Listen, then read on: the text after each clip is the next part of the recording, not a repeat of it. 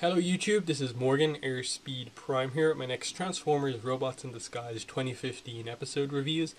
This one's going to be for episode 12, Hunting Season, and episode 13, Out of Focus. And I have to say, this was one of probably the best week of Robots in Disguise we've actually had. These were two pretty good episodes, I think, and really showed that they kind of do have something in mind. You know, I'm still not fully sold just yet in terms of it being like really character and plot driven, but these were a lot better than like some of the past weeks that we've had. The first episode, Hunting Season, was really cool because they introduced two new characters in Drift and Fracture, as well as their two. They each had two mini cons. Drift has Jetstorm and Slipstream, and then Fracture has Air Razor and Dive Bomb, and they were all interesting. Basically, six new characters in these episodes. And what I really liked about the first episode, episode 12, was that you straight away introduced two characters who had a kind of inbuilt rivalry. And Fracture wasn't just one of these really one note kind of Decepticon of the week bad guys with like a kind of really gimmicky accent and stuff like that. He really felt like kind of on Steeljaws level. Like the episode got across that this guy was skilled and powerful, and was going to be one of the more kind of bigger player Decepticons in the season. So I quite like that whole dynamic, and just the kind of dual bounty hunter dynamic they had going on, and that they were both after the same bounty that was out for Bumblebee for unauthorized use of a space bridge, and then also for kidnapping his team. But in addition to that, you didn't just have that rivalry.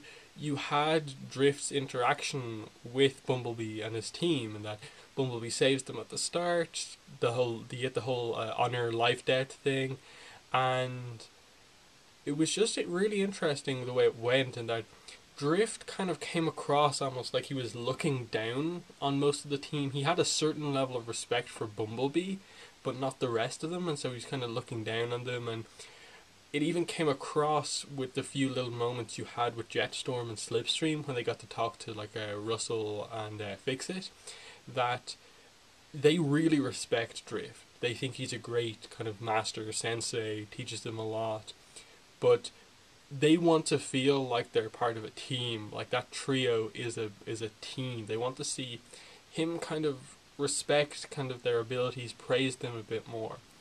And that was the whole thing. Like, you got a little bit of character development for Drift in this episode, seeing how much the team would go through for each other, and like how they wouldn't just put the kind of mission above all else, that they'd kind of risk themselves for others and stuff like that.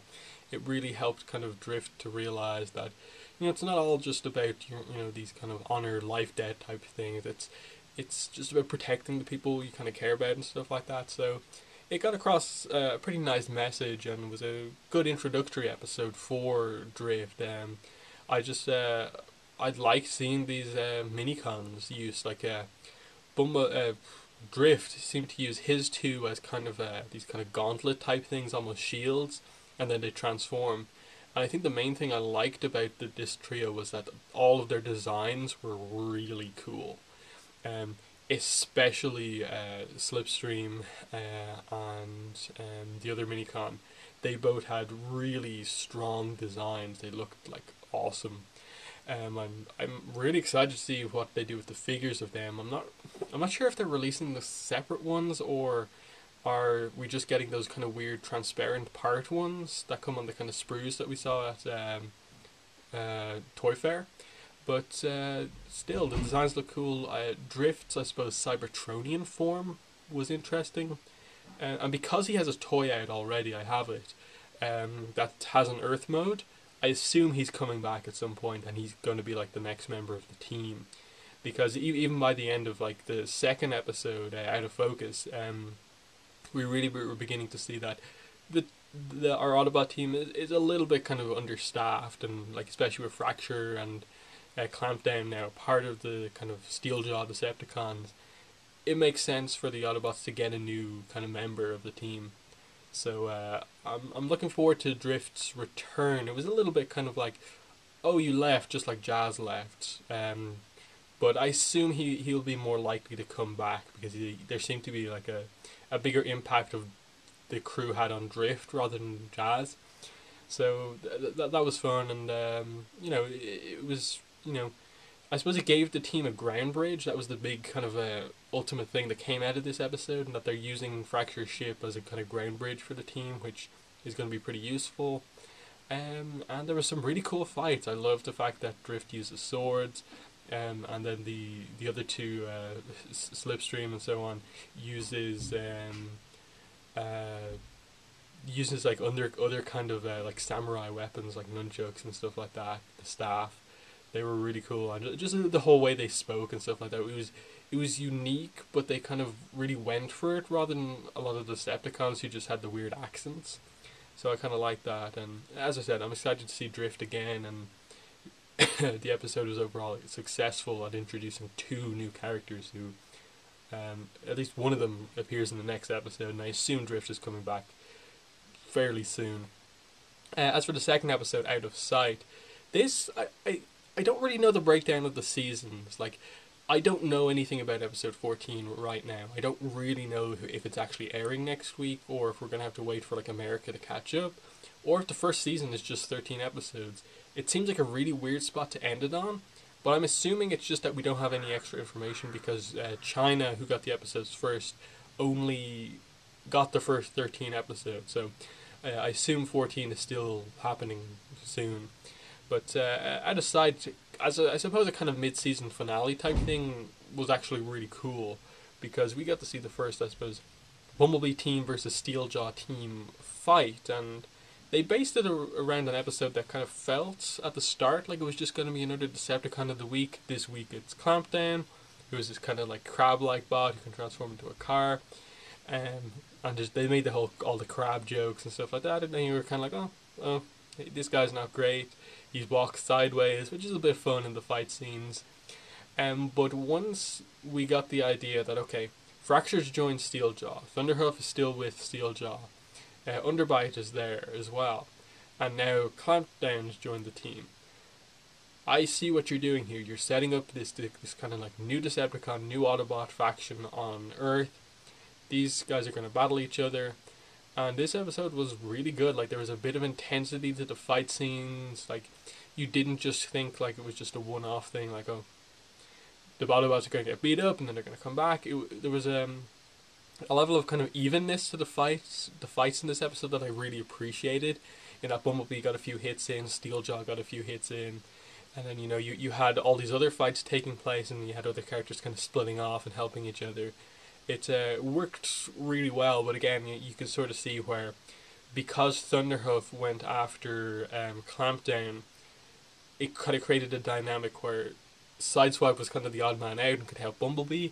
But now that the Decepticon team is all back together, the Autobot team is actually missing a person, which I assume is where Drift comes in terms of evening the numbers on either side, which I think he'd make a really cool addition to the team. They set up this kind of mystery throughout the episode that Strongarm had been going off on her own on these missions and wasn't telling anyone about it. And it turned out that she just was going to a car wash because she likes to be clean. And Sideswipe was kind of using this against her the whole episode to make her do the things that he was meant to do. It was just a fun little kind of side plot to the episode, but it worked reasonably well. But yeah, the main thing here was just establishing that Steeljaw is forming this group, that they're not necessarily Decepticons, they're like Steeljaw's Decepticons. It's the Decepticon logo with kind of his scratch through it. It's a very specific scratch through it, which I don't really, like, at this stage they need to kind of start addressing, okay, he's forming a team, but what's he actually doing? Like, what's Steeljaw's goals, which I assume is probably coming up in the next episode or two. But as a first kind of like big confrontation, this was pretty good. I liked what I was seeing in this episode. And I have a little bit of confidence for the series going forward now that they are starting to get things starting to like bring into play a lot more elements. I just hope that we've seen the end of just, okay, these are the introductory episodes. We're going to get more plot focused. We can maybe bring Optimus Prime back into things and see what that's all about. What's his kind of goal right now, and just really see some sort of a plot element introduced into the series. But overall, episode 12 and 13, Hunting Season and End of Sight, really solid week of Robots in Disguise, and made me excited, really excited to see more. After the last couple of weeks kind of was like, oh, the series isn't as good as I thought it was going to be, a little bit disappointed, but this one was really good. I really liked Drift. So, yeah, I'm going to end it there. In the comments, let me know what your thoughts were on these two episodes. Other than that, thanks for watching, and bye.